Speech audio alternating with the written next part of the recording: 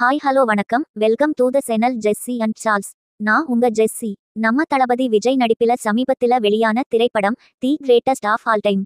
இப்படத்தை EGS நிறுவனம் தயாரித்திருக்க வெங்கட் பிரபு இயக்கியிருந்தாரு.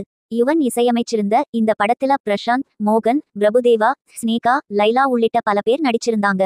மேலும் சிவகார்த்திகேயனும் த்ரிஷாவும் கேமியோ ரோல்ல நடிச்சிருந்தாங்க. மறைந்த கேப்டன் விஜயகாந்த் அப்புறம் பவதாரிணியின் குரல AI தொழில்நுட்பம் மூலமா பயன்படுத்தியிருந்தாங்க. புது முயற்சியா படத்தில ஏஜிங் தொழில்நுட்ப உதவியோட விஜய் இளமை பருவத்தோற்றத்தில நடிச்சிருந்தாரு.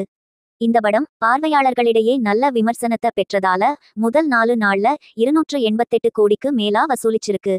இந்த நிலையில வெங்கட் பிரபு எக்ஸ் வலைதள பக்கத்தில ஸ்பேஸ் மூலமா ரசிகர்கள் கிட்ட கலந்துரையாடினாரு. அப்போ படத்துக்கு வந்த நெகட்டிவ் விமர்சனங்கள் பத்தி அவர் பேசுறப்போ, என்ன பொறுத்தவர கமர்ஷியல் படத்துக்கான விமர்சனத்தை அவங்க பண்ணவே இல்ல. இந்த படத்தோட ஜானர் தொடர்பான விமர்சனமே யாரும் பண்ணல. எதுக்கு பாடல், எதுக்கு பழைய படத்தோட ரெஃபரன்ஸ், இந்த மாதிரியான விஷயங்கள் தான் நிறைய பேர் பேசுறாங்க. ஆனா படத்தை பற்றிய விமர்சனம் குறைவாதான் இருக்கு. கேமியோ இருக்கு, ரெஃபரன்ஸ் இருக்கு அப்படின்னு விமர்சிக்கிறாங்க. எனக்கு அத பத்தி கவலை கிடையாது. வேணுமின்னே தான் அதை எல்லாம் படத்தில வச்சேன். எந்த ஒரு பெரிய ஸ்டார் படத்திலும் வேற நடிகர்களோட ரெஃபரன்ஸ் இருக்காது.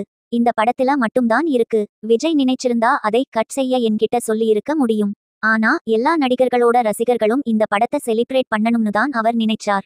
இந்த மாதிரி எந்த நடிகர்களோட படங்கள்லையும் பண்ண முடியாது. ரெஃபரன்ஸை தாண்டி படத்தில என்ன கதை இருக்குன்னு விமர்சனம் செஞ்சிருந்தா நல்லா இருந்திருக்கும். விமர்சனம் செய்யறது அவங்கவங்களோட தனிப்பட்ட விருப்பம்.